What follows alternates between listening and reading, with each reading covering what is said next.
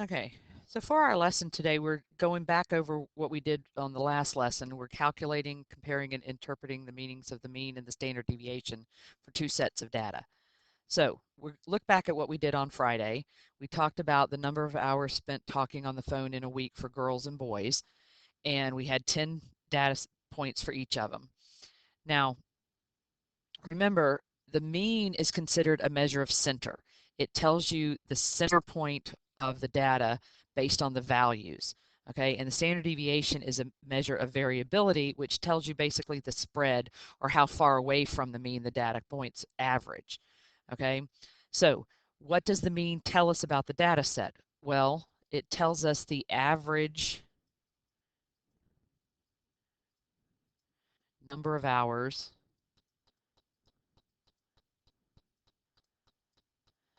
they talk on the phone.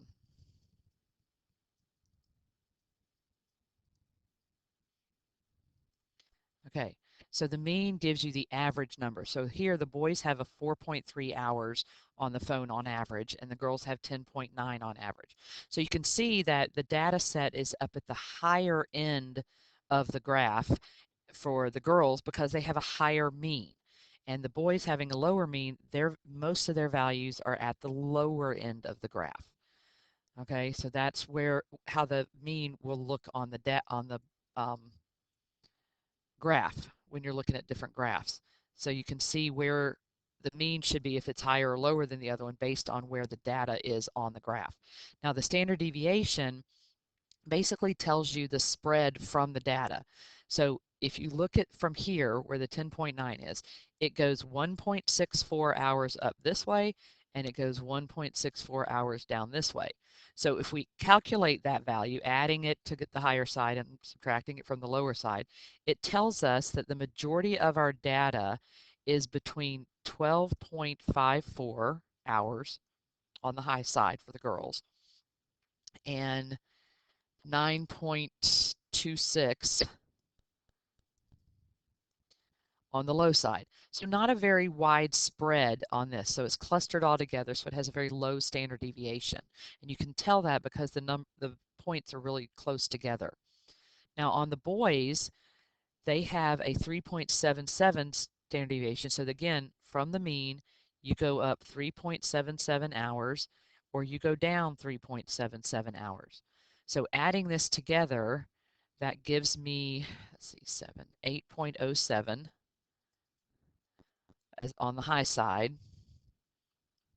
This is where I have to do an actual little calculation here. I'm not good at this part. So that would be 3, away from 12 would be 5, away from 3. So 5.53. So a little over half an hour. Okay, so we have a little over half an hour to a little over 8 hours for the boys as their spread. So the majority of their data falls in here. So it's around 65%, maybe somewhere in there, 64, 68% that falls between those two numbers. So we have a wider spread of data here. So remember, the standard deviation tells you about the variability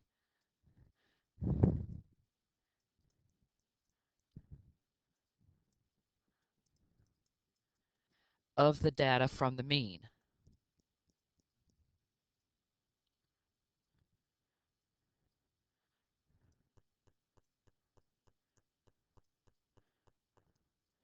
It's the spread. That's what the variability is talking about. It's talking about the spread of the data, how far apart it is from the mean. Okay. Now, if we go into our second problem here, you will need to go into Desmos to calculate the values. Now, if I remember correctly, it should be around 56.0 for the mean and 5.37 for the standard deviation. Okay, so we're talking about the heights of 40 trees in the two different forests. Now, in the graph, you can see that these are pretty clustered together. They're not real close, but they're pretty clustered together. So we're talking about um, your majority of your data falling within this circle here. Okay, that's where about 60 something percent of your data will fall. Okay, so it's also, you can tell that it's lower on the graph. Okay, I don't even know where 44 would be, but it'd be really close to here. 44.8 would be really close to where the mean is right there. Now, this one being at 56, you're talking about a mean up here, and your spread is a little bit bigger, so you're talking about a spread that goes a little below the 50 and a little above 60 there. So you're talking about a wider spread of data if we had the both plots, okay? So notice the mean itself is greater, okay? And but the data is spread out more. Okay, here the mean is lower, but the data is more clustered together. So when we're looking at this, the mean, the measure of center, tells us the average height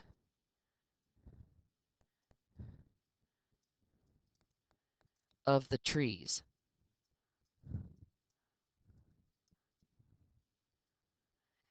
And the standard deviation, the measure of variability, tells us the, let's see, how do we word this? The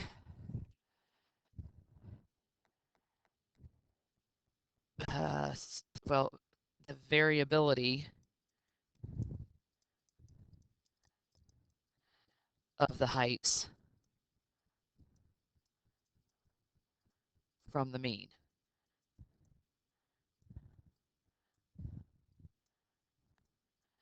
Okay, so the higher your standard deviation, the more spread out it is. So this is going to go from 56 up to 61.3 in your data set. So not quite that far, but you get the idea. And then it's going to go down to 50 point something, 0.7, 0.63. That's how low it's going to go down. So it's going to be spread out further than the little values here. Okay, so comparing the two data sets, you can see that the Forest B has a higher average or has taller trees on average. Okay, so that because the average is above where the other one is, it's higher. Okay, and then also in this situation, you can see that the spread of the heights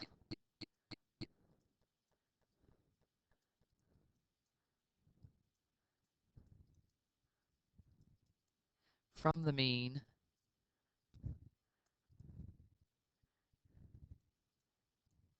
is wider in Forest B.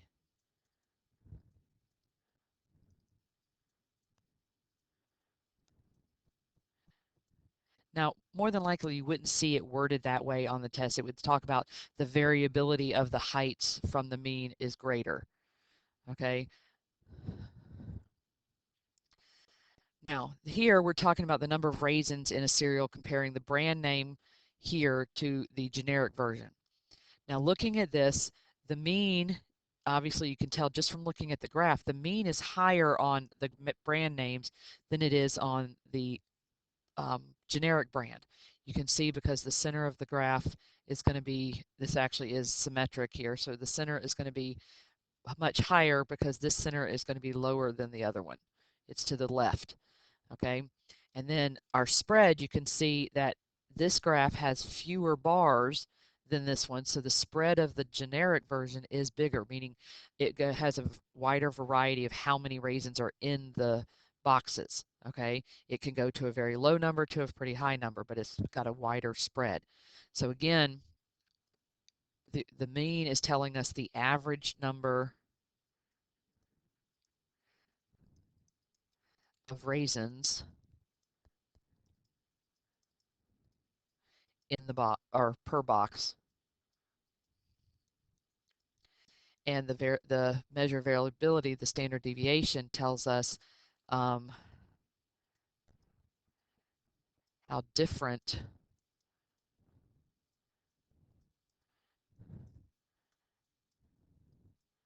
the spread is for the number of raisins per box.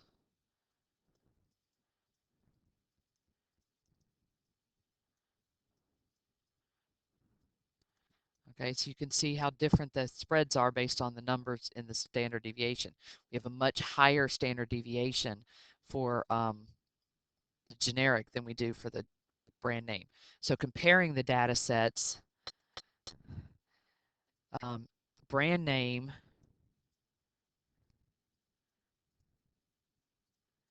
has more raisins per box,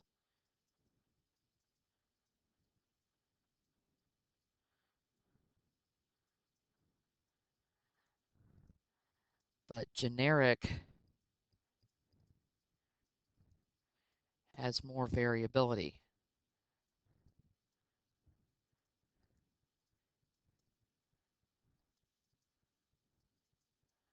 Okay, so you can look at, from the mean, you can look at, there's going to be 26.35 raisins more or less than that average. So we could end up having, what would that be? 27.27, 200 and, sorry, 275 raisins approximately, down to 223 raisins approximately. Okay, so there's a wider spread here where these are going to still be close to, from, let's see, 270 to 308. Okay, so it's going to have a smaller area, but still more numbers because there's more higher level there. Okay. Now, in looking at this without talking about, without graphing it or anything, because all you have is the mean and the standard deviation, what would the standard deviation tell you about the data set? So if you're looking at the graph or the dot plot, as it asked you to do, to look at the dot plot for each, you're going to see a wider variety of space.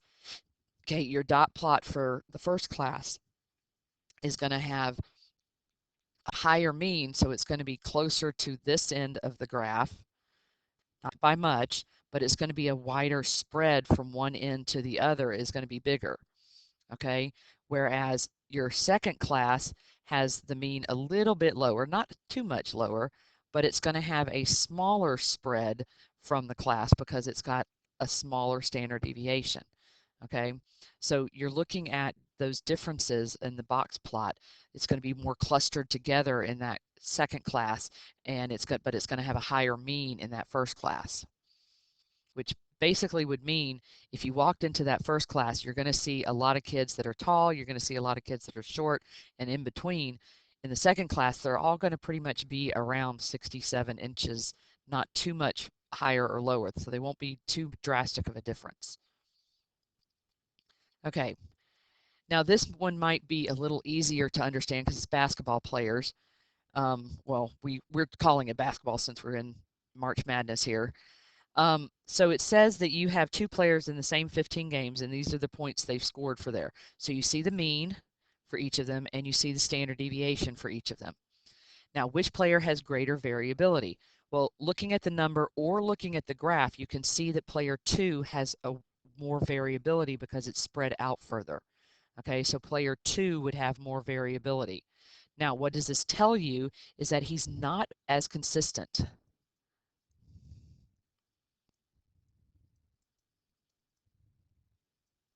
as the player 1.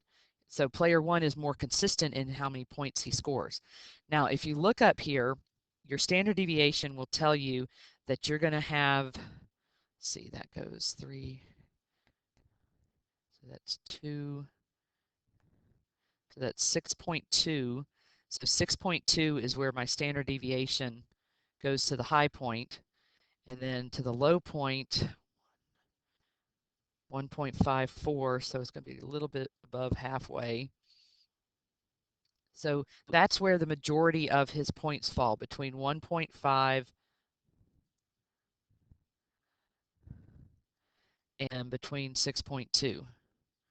Okay, so that's where his data falls for the majority. Now down here, 7.73, scroll this up a little. Okay, 7.73 is going to be about right here for your average. Okay, and then we have a standard deviation of 4.67. So 10, 4, So that would be up here around 12, almost 12 and a half. And then down here, that would be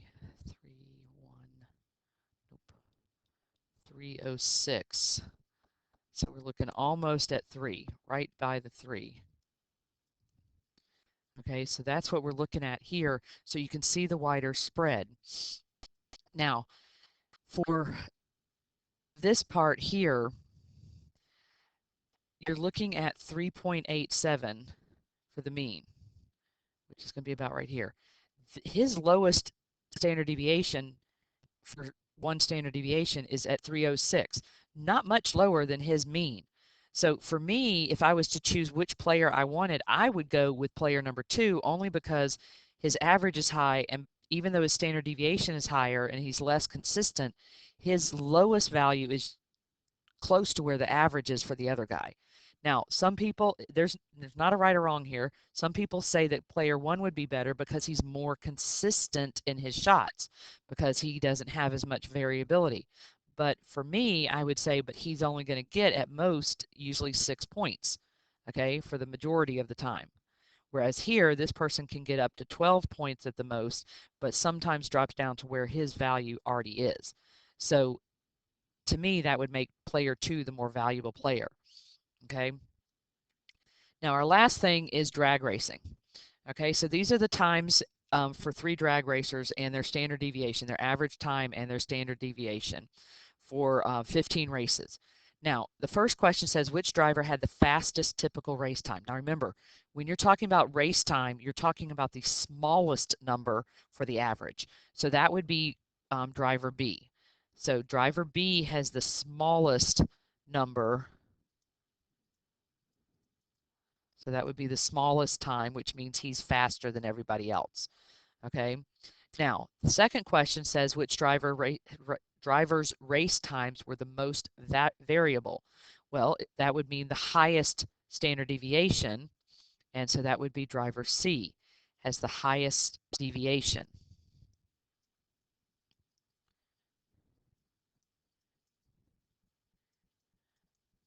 Okay.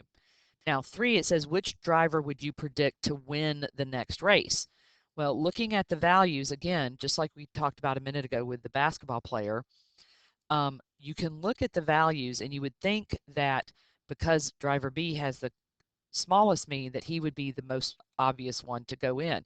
But look at what driver A has. Driver A has a really small standard deviation, much smaller than these two. So his variability is only going to go up to 4.06 or down to 3.96. Okay, he's not going to waver too much. His average is what this his low score is. Okay, so even though he has wider variability and his average is usually lower, he still has the more consistent time because his highest value goes up to 4.08. Not much bigger, but a little bit bigger than this guy. This guy, on the other hand, he goes up to 4.18, and even though his goes lower at 3.8, which is lower than either one of those, let's see, that would be, okay, but he's not as consistent at getting that time. So this guy is much more consistent and his value is not real low. His lowest value is not as low as theirs. So driver A would be the value that you would want to see. So remember, you're going above and below by the standard deviation to kind of compare who it would be the best choice. Okay. Okay, that's it for today.